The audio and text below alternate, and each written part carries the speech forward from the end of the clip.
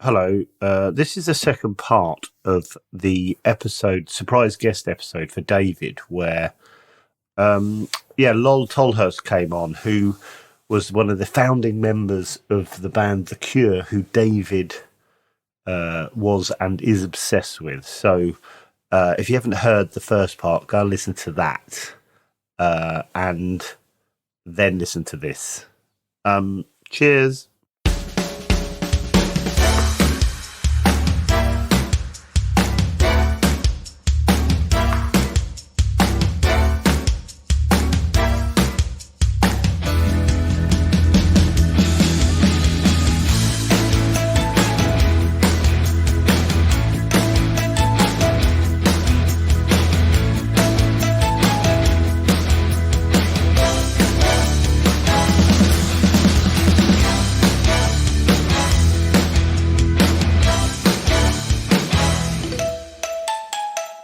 Can I ask my other?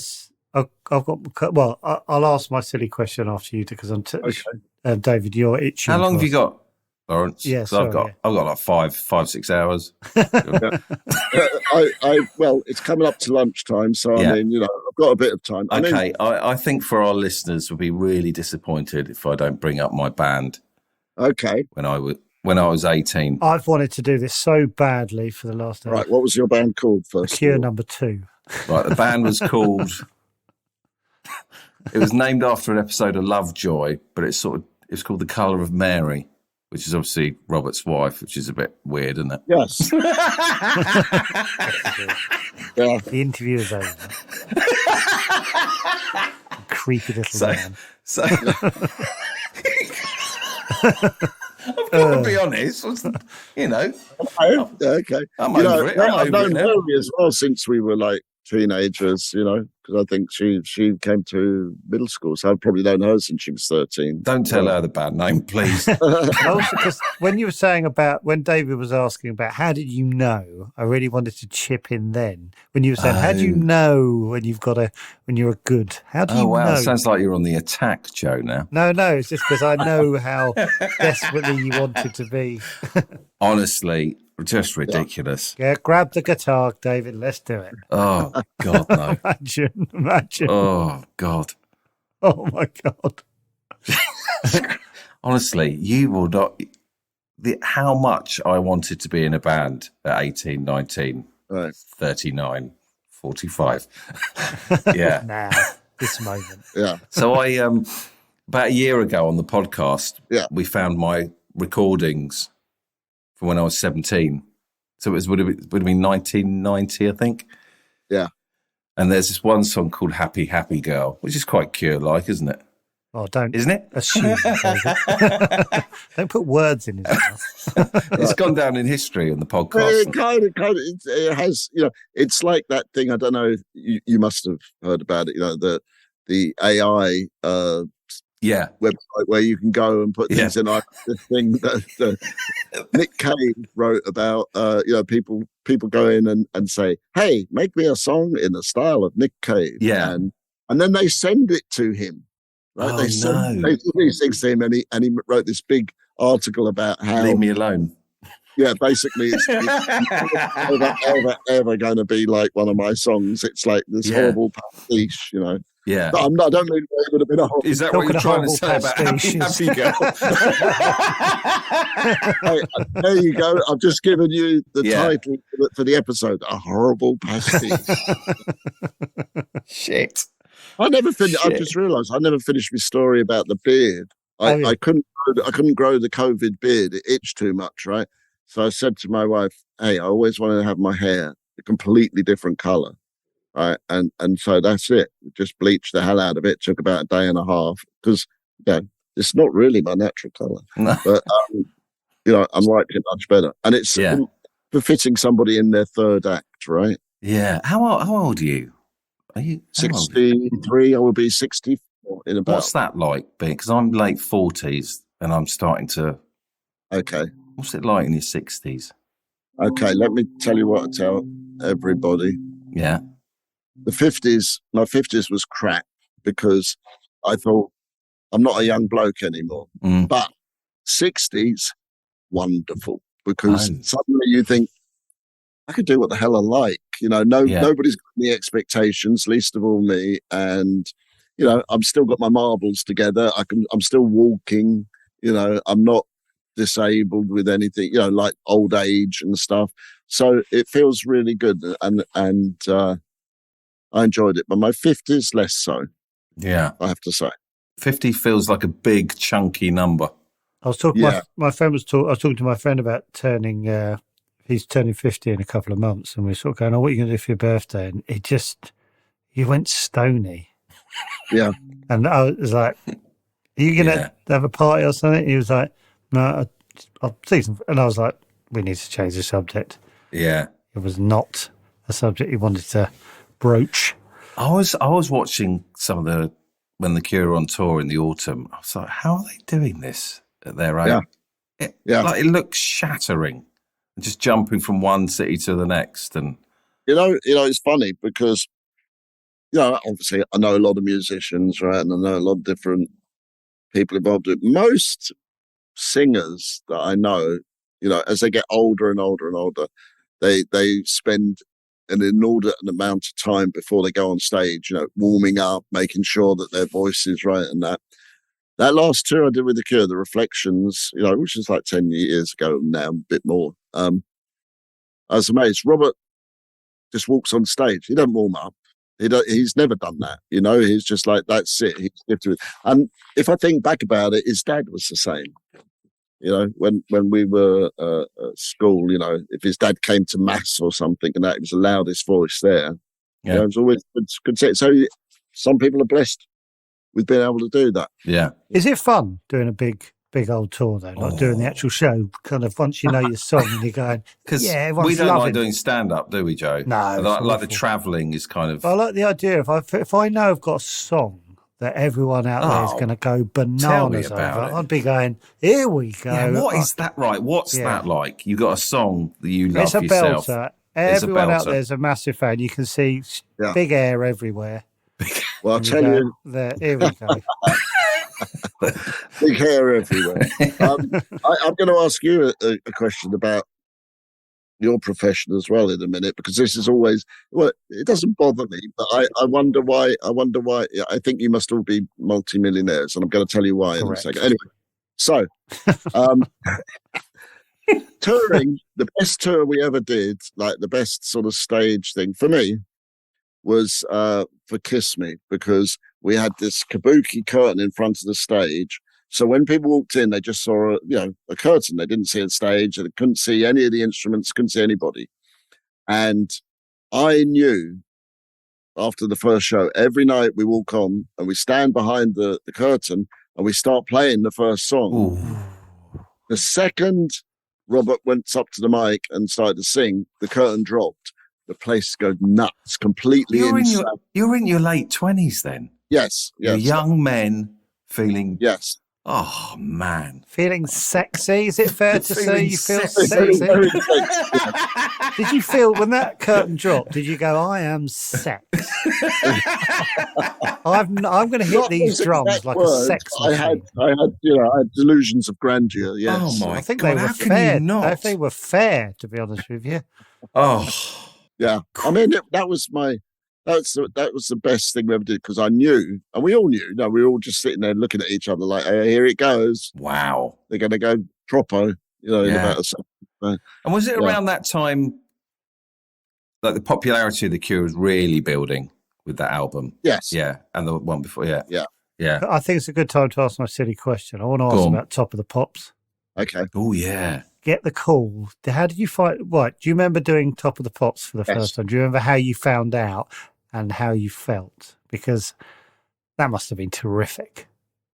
Yeah, it would have been more terrific if my mum was still alive. Yeah. I think I would have liked that more, because I could have said to her.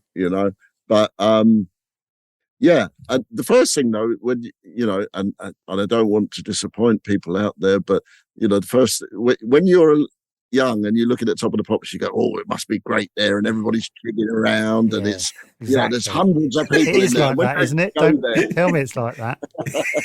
There's 30 people getting pushed around by the crew, and then Jimmy Savile appears. Yeah.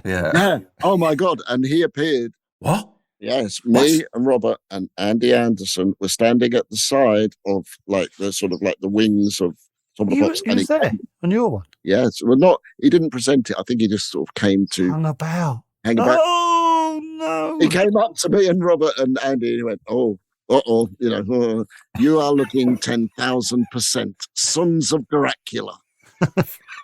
That's his exact word. Seemed like a nice fella. Yeah. Well, at that point, God, I knew somebody who works at Polygon that used to go to the BBC every week. And so I kind of knew, like John Lydon knew, I knew, best to be avoided. Don't get caught in a room with him. Yeah. I was told something mad years ago. Like, I was in there, when all the stuff came out about that, and it was like young runners on TV shows like Top of the Pops were told which people were safe to go. Yeah. This is what we want.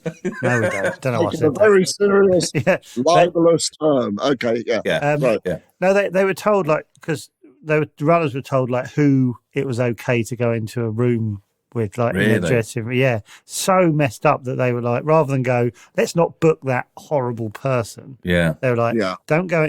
You can go in there with other people, but don't go in on your own. That person, that was the nature, that was the culture. I mean, of the time. So people knew Savile, and they're like, oh well. Yeah. Oh, anyway, let's talk about the Cure. Yeah, let's talk about. All right, I'm going to. Oh yeah, no, sorry. I just got to ask about Top of the Pops. Did things carry on? Did things change? Who was the one? Who was your host? Do you remember? And who else were you on with? Do you remember? I think we had. What was his name? Kid Jensen. Kid Jensen. Jensen. He was like. What song was this? Was this Forest? I don't know. We were good at Forest. Forest was the first one, and we were 21 because we'd just come over. 21 on Top of the Pops. Yeah, we were played in. I haven't passed my driving test. No, me neither. Oh, 21.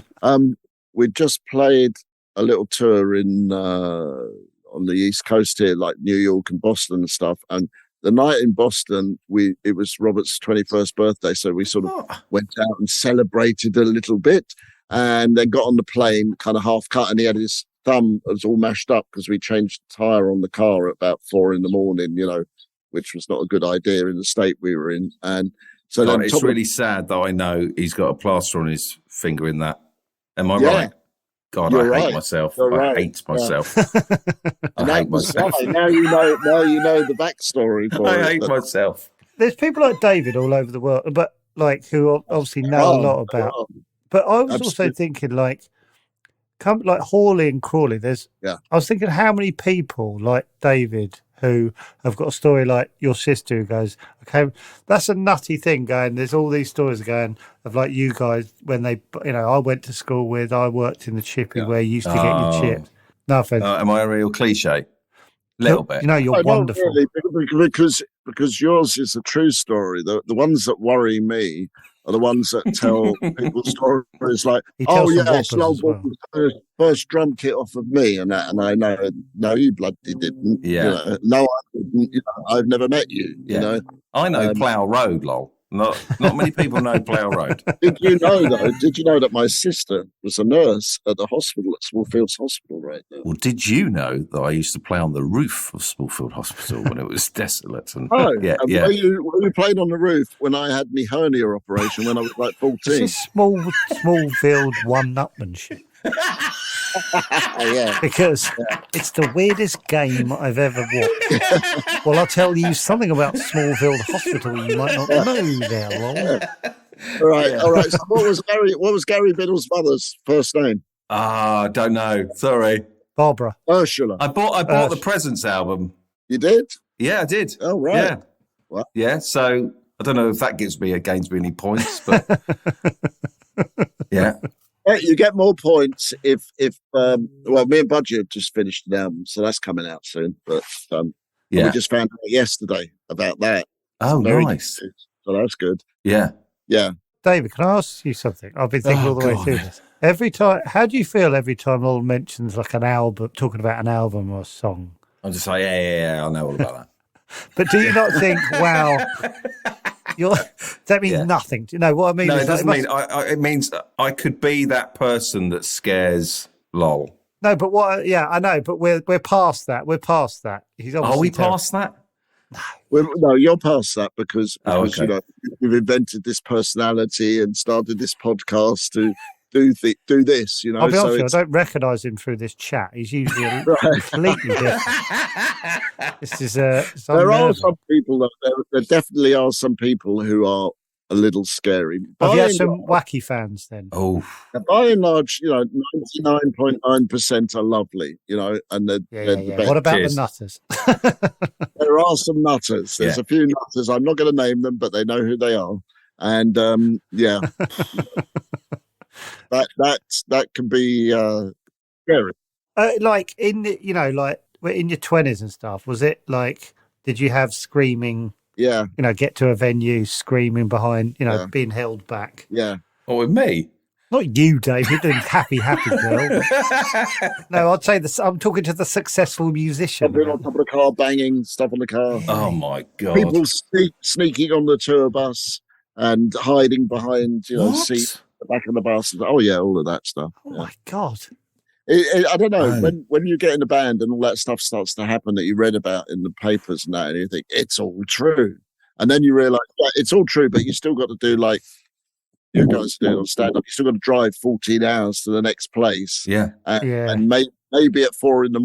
you'll get into a truck stop and eat something horrible. And it's hard to keep your figure, isn't it? Well, very hard to keep your figure. Actually, I have to tell you, on the Reflections tour, every morning there were 3 people in the gym, and I wonder he'll be able to guess who they were. But I can have a guess. It's a lovely little quiz. Okay, have a guess. Simon. 3 people in the back. Simon? Yes. Please get this right, David. Paul? No.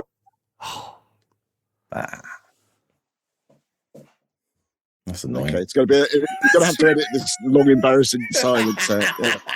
I think David's just cross with himself. No, I'm really annoyed. What, you? Were you in the gym? Yes, me. I would say it was a surprise, David. Yeah, because hey, I live in California. We're all healthy here. Yeah. Apart from when we one to get. Yeah, one to get. One more person to get, and it's so obvious when I say it. You'll go, oh, right, oh, okay. That was Budgie called me from Berlin. Oh, that's incredible. I've never been on a podcast where that's happened. What Budgie? You want to FaceTime? Yeah. Not Roger. He looks like he's sort of naturally. No, not Roger. No. Felt. No. Final guess, David. Oh my God! I've totally lost the name. Remember, this is for £1,000. I've completely lost the name of the drummer. It's the drummer. Yes, it's the drummer. Jason. It fits a flea. Yes, that's right. Simon, me in the gym. Everybody else. Simon's got a cracking figure, hasn't he? Oh, he's mad for cycling. Yeah, right. He takes the bikes on tour, everything. Yeah, I mean, that. Your legs can get too big, in my opinion. If you not big, just. No, I'm not saying your chap. I'm saying sticking up for Simon's legs. They're I'm just saying if you look at professional cyclists, they're like cut and shunt. Like the legs are different to the not too big, in my opinion. But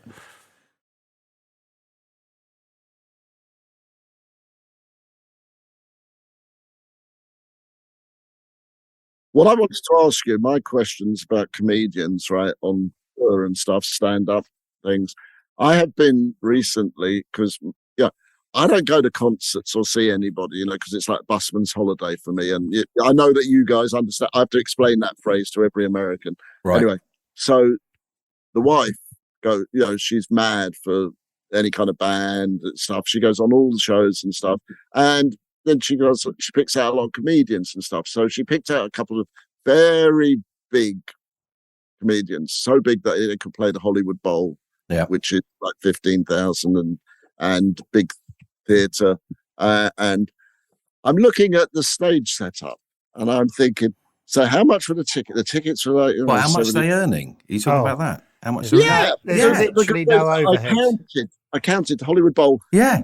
Their own sound system, so they didn't pay for that. Nothing. There's 12 lamps. Lamps. You've absolutely. Yeah. This is what me and Joe talk about. Whenever we see someone we know go on tour, we work out how much they're earning that night. Yeah. Obviously, you have to pay the venue and all that, but there's no overhead. They'll take about 30% of the tickets, I reckon. Oh my God, I gotta get in your job. Honestly, I always think that about bands. You've got to share it out. Like, what's anyone making? 30 people, 30 or 40 people crewing. What's the point? Transport, and you got. No wonder you have to do 18 months of touring just to get your money. That's the way you can pay for it. Also, you finish, you go, thanks very much, bye. You're back in the car in under 5 minutes. Yeah. Yeah. And off to your private jet, the flights. So what is the point of touring? Just to say we're still alive and we're still doing it? That was how the money was made in music on the touring, wasn't it? Yes and no. You don't really start to make any decent money. Here comes until you're playing like 10,000 seats up, right? What? So anything below that, you're not making. You're just paying for the lights. You're paying for the crew, but it's promotion, and that was back in the day when people actually made records. Yeah. Right? Now there's no money in records, is there? So where do they make their money? In records at all. So you've got to make money on touring, and the best way to do that is do a handful of shows, play a few big festivals for big bucks, and that's the only way that anybody's going to make any money from it. But I mean, what about the little bands that are kind of critically doing well? Yeah, but they're only pulling in 500 people or 1,000 people. How are they surviving? I don't understand. They're not. I can speak exactly to that. You remember I told you about my son, the writer? Well, he's got a band, of course, as well, right? So, right. And he just went on his first nationwide tour of America, which sounds very exotic, but he's playing all the clubs I played 40 years ago, right? Yeah. They just got a different name. They're still the same places. But there's 3 of them in a van, right? No crew. They drove 13,000 miles, played 36 shows. And if they hadn't bought their own merchandise, T-shirts and stuff with them to sell, they wouldn't have eaten, Yeah. Because there is no money in it, Much harder for bands nowadays, much harder. My God. And you must hit a point. In fact, I was talking to lead singer of... I'll bleep out his... Anyway. But he was saying they kind of reached their early 30s and he was single, but all the others had now had partners and were having family, children. Right. So he wanted to make an album. They're like, well, no, I can't at the moment because I'm sort of changing that. Come on, I want to make an album. Yeah, so you get to that age where lives change and how do you keep it going, the lifestyle? It feels like a small window, doesn't it, really? You have to to nail it at the right age, which is really young, suddenly shoot through the roof, tour like mad, and then get out before everyone changes their life. Basically. I mean, there comes a second part of it. I mean, because, it was kind of forced on me, but it was kind of good to have it forced on me. When my son was growing up, I was able to be dad because I wasn't on the road. I made a conscious decision that I'm not going to do anything that takes me too far out the city for too long. And I did that up until he was a teenager, and it worked because we have a good relationship and I was dad, he knows me as dad, but it's like, after that, I started going on the road more. I started doing more things like that. And now I can do it. That's what I mean about being 60, right? Yeah. 60. I can do all that stuff still because I'm not, I'm not losing my marbles and infirm. Well, some people might think that, but it's, but I don't have, my son's getting married in a couple of weeks. So, he's got his own life, everything happens that way. So, but it is when you're younger. I mean, that happened a bit for the Cure because at some point Robert doesn't have any children, but pretty much everybody no, I don't think Roger has any, but Jason had children and Pearl had children and stuff. So the last tour I did with them, they had like a little room backstage, not just like the band, have like band and the band's kids and separate areas. You have to do that. That's the only way you can do it, to take people with you. But generally, and this because you go touring, if you're on the road and you're not doing anything, you don't have a job to do. It's really boring. It's really boring because you never get to see anything in any town until you've been there like 10 times. I think we took Robert's nephews on tour once with us, and his brother came with us, and his brother would teach them from the tour bus, like, oh, there's the Colosseum. We've just been reading about that in the book. There it is out the window, you know. So that was good. But other than that, it's kind of difficult. It's not really compatible with family life. Yeah. Also, when you want to feel sexy on stage. Yeah. You can't be thinking about logistics. No, you can't. Ripping my bloody shirt off here. I don't want to worry about who's where. Yeah, and your kids are going, Dad, you really embarrassed us, you know. Yeah. Bloody right I did, but look at me. Look at me, I'm a god. I got to ask Dave Kahan that, you know, because yeah, the shirts off and being sexy. Yeah, I couldn't take my shirt off and feel sexy ever. Not anymore. I couldn't do it anymore. I think if you're in a band, David, you'd put an extra shirt on, wouldn't you? Yeah.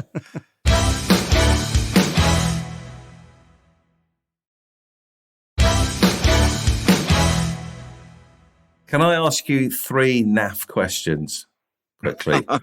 That's a leading question. They're really crap, but you know. Do you see how naff they are on a scale of 1 to 10? Oh, do you know what? I don't even know. Yeah, you must, David. This is an opportunity of a lifetime. Yeah. No, because you're going to sigh and go, for God's sake, and you'll be polite and answer them. Yeah, but of course he's going to think less of you, but say it anyway. Okay. Favourite Cure song, favourite Cure album, and favourite gig you ever played? I don't have this is going to sound really... you didn't sigh. I noticed you didn't sigh. No, I didn't sigh. The favourite song, I don't really have one because they all have, you know, different meanings. But I do have a favourite album. Pornography is my favourite album because for me, it's the most realised, like, coming from the three of us. And I like Faith as well. But, you know, there's other reasons for that, which is explained in my new book, actually. Yeah. Anyway, you got one coming out? You got I do. It's funny you should ask. I have one coming out. You should bloody talk about it. Halloween this year. Yeah. Look for it. It has a name that begins with G, so you might figure that one out. Okay. Okay. And favourite gig I played? I loved playing. We played this thing one year, 1985, with Culture Club and Depeche Mode, and the last concert the Clash ever played in Athens in like the old Olympic Stadium, and that was insanity. Wow. You know, we had to escape in a truck because they had a riot happened halfway through and stuff.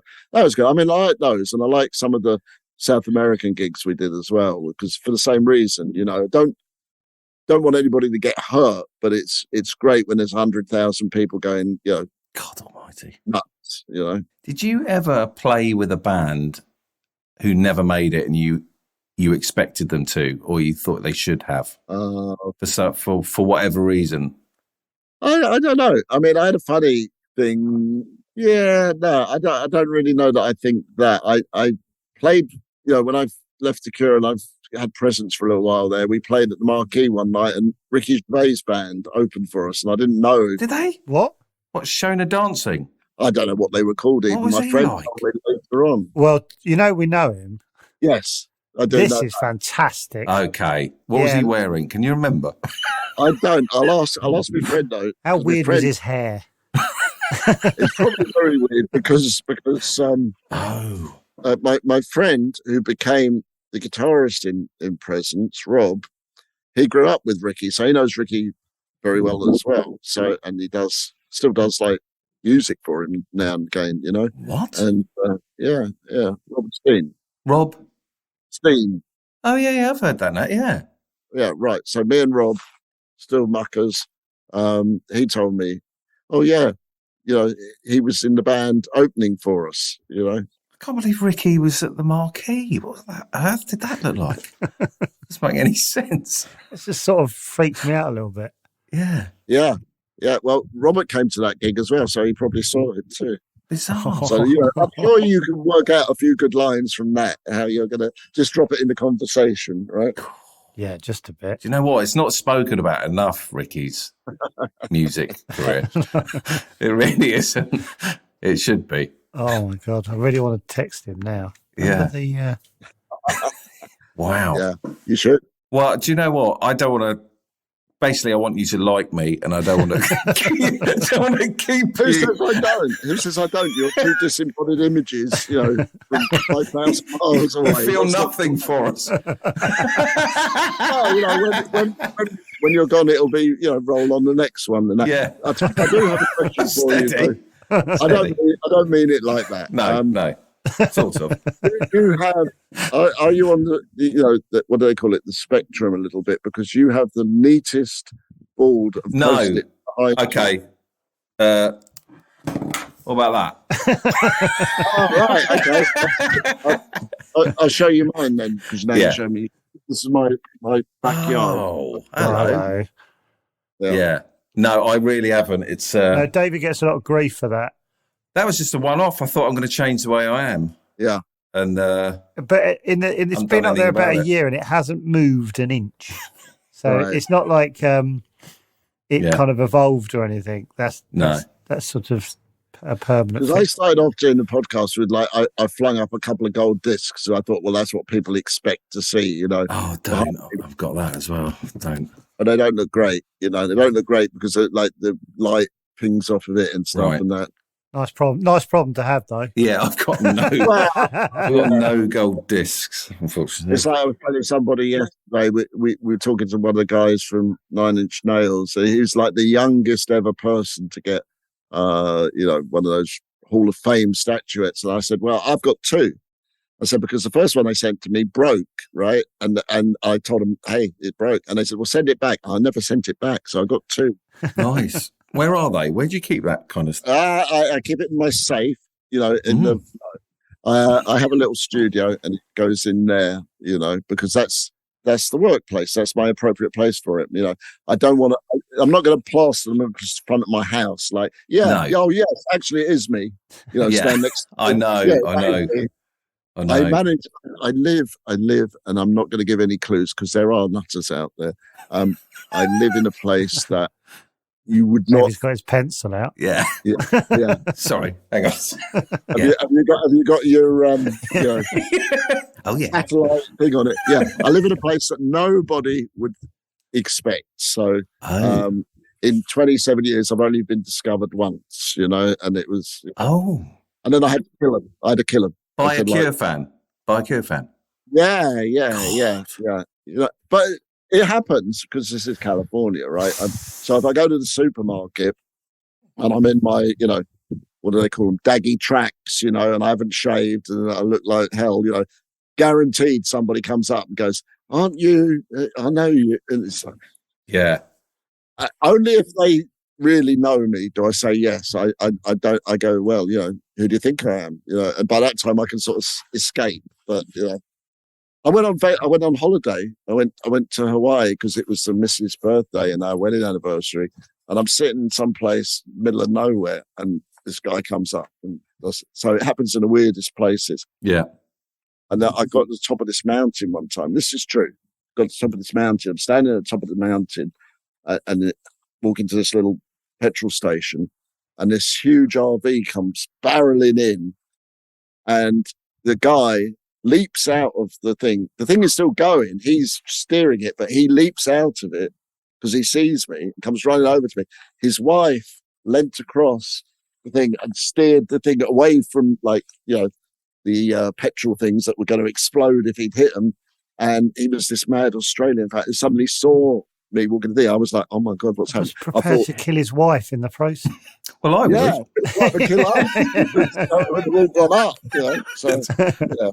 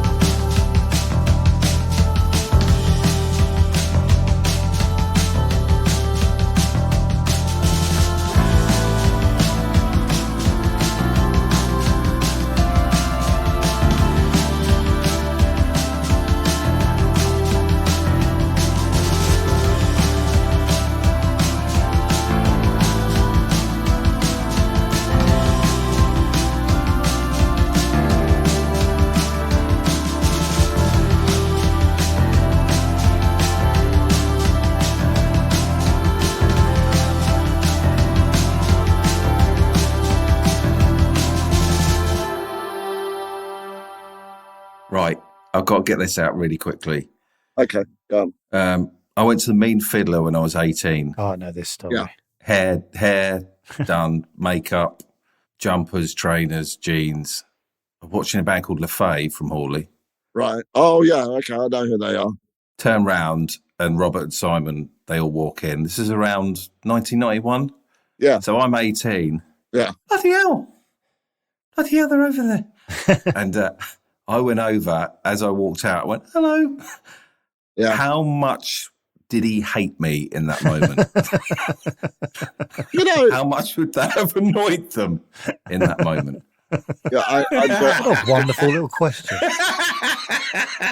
Not really prepped for that, can you? You're asking how much did Robert hate you? Yeah, in that moment, how much would it?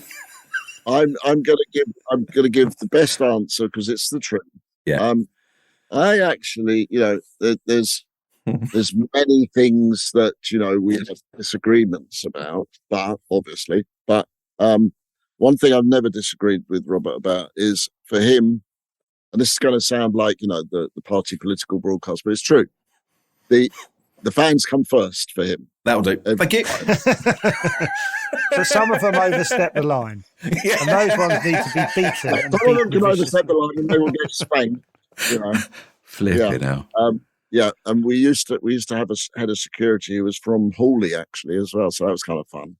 But anyway, he has always been like that. He's always realised, the people that come and see you, and that's the point about going touring. I really believe this. It's like, in the era of social media, and we're all on the screen talking to each other, and you don't need to leave your house. You can stay here forever and ever, right?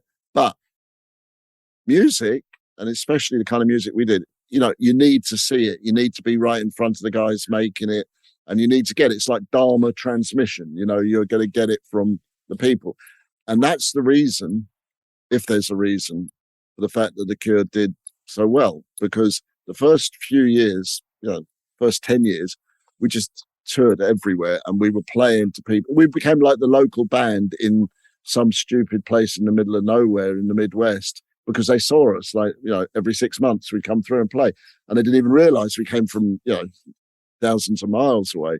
So I still meet people from then. Like, I did a tour for my last book.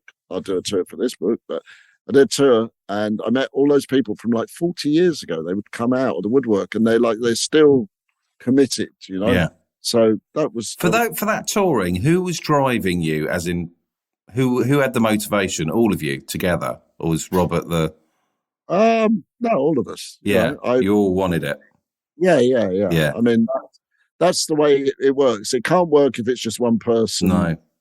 No, because there's a lot of resentment comes from that. But we would. I mean, I didn't have such a great relationship with my dad, and my mum died. So I was like, well, what am I going to do? I'm going to do this. This is my family, This is that was my family, the Cure, for sure. And so I was 100% committed to it. I didn't do, for my whole of my 20s, I did nothing except that. That's what I did. And it's good to be able to step back from that now and look at it in that way, because I'm not in that bubble of it all anymore. But it does blow my mind a little bit to think that I had done all that stuff and been, by the time I was the age my son is now, Crazy. Okay. Yeah. But no, and seriously, I feel humbled and flattered by it as well at the same time. It's because you can't let your ego get too bad, because then you become Morrissey, right? And he's up the road from you, isn't he? Is he up the road from you? I hope not. No, I hope not. But it probably is. Yeah. I say that I should say nicer things about it, because one thing about being a drummer is, right, all drummers are friends, right? It's like the Freemasons. We're all friends, right? So Morris's drummer, Brendan Buckley, is a good friend of mine. So I don't want to mess up his gig for him. Yeah. 2 thumbs up or something like that. Yeah. I don't think I'm going to think about all drummers are friends for ages. I don't know why. It's like goalkeepers. It's not strictly true, Joe. Well, it is. It is. I've just been told it, and I'm going to pass that off. You believe everything I say, right? Yeah, absolutely, yes. Very susceptible. Mr. Tolhurst, if I could talk to you like my headmaster, thank you so much for coming on. Yes. Honestly, I don't think you'll know how much you've blown his mind. No. Well, I think you do know, but you know. It's obvious you're bright red. Yeah. It's quite hot in here, to be honest. By now, I would be a little... it would be a little obtuse of me that if I didn't know how much it means to people. But it means the same thing to me. That was actually... the reason I mean the same thing to you. I talk about you in general. You guys. When we did the Hall of Fame thing, and that Robert wrote to me and he said, "What do you think about this?" And I said, "I think we should do it because." I said, all those people that live in the little towns in the Midwest that got chased by the jocks and the metalheads because they had sticky up hair and funny things. And they said they will love it because it's like, for them, it's validation, right? And he was like, "Oh, I'm not sure. It just seems like this other thing." I said, "No, trust me. I've lived here 25 years at that time. They will love the fact that you do it." And so we did it. And it was funny because Trent Reznor inducted us, and I suggested Trent should do it. And when he got on stage, his speech, he said, "Yeah, growing up in Pennsylvania, looking at all these wheat fields and stuff, and the Cure came on the college radio. That was, the best thing that happened for me to escape, that thing." And I looked at Robert, I was like, "Yeah, see? I told you. That's the thing." So to me, if there's no audience out there, if there's nobody that appreciates it or even connects with it, because that's the whole point. It's about connecting, and it's about, people always used to say, this is going to sound a bit dark, but there again, this is the Cure, right? Yeah. People would see some of the songs and some of the lyrics and say, "Oh, that's probably why he did himself in, or he did that." And I said, no, that's not it at all. Everything that people tell me is at their low points, if they had something to hold on to, if it was a song that we did or whatever, that's helped. And that's for me is the reason for doing anything like that, is like to show some solidarity, because, otherwise, you're on here for a little, I'm going to get a bit poetic. No, I'm not. Go on. But we're here for 70, maybe 80 or 90 years and that, and we go out the same way we came in, and that.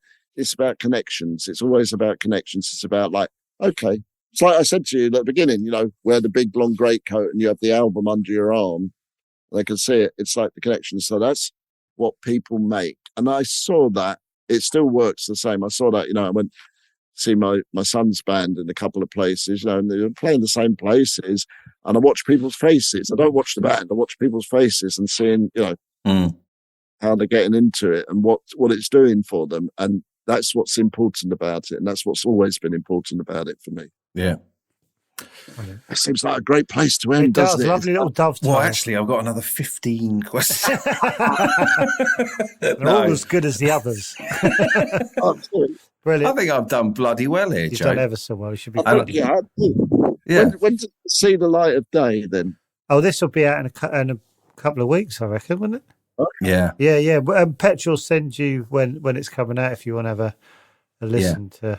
We want to advertise it and stuff. Oh yeah, 100%. Yeah, it's been Thank you so much for doing this. Brilliant. It was really nice for me to do as well, to be back on this side of it, because I've been doing your guys' stuff for a while, and that's hard. That's hard to think about it. I'm all right talking about myself, but I got to talk about you. Yeah. God, imagine talking about us to you. God, that would be a waste of it. God, I could have got really nerdy, and I wasted that opportunity. Doesn't matter. Oh, well. Doesn't matter. There's always Christmas edition. Yeah, let's do the Christmas edition. Yeah. All right, fellas. Thank you so much. Lovely to meet you. Lovely to meet you. See you later. Bye. Bye.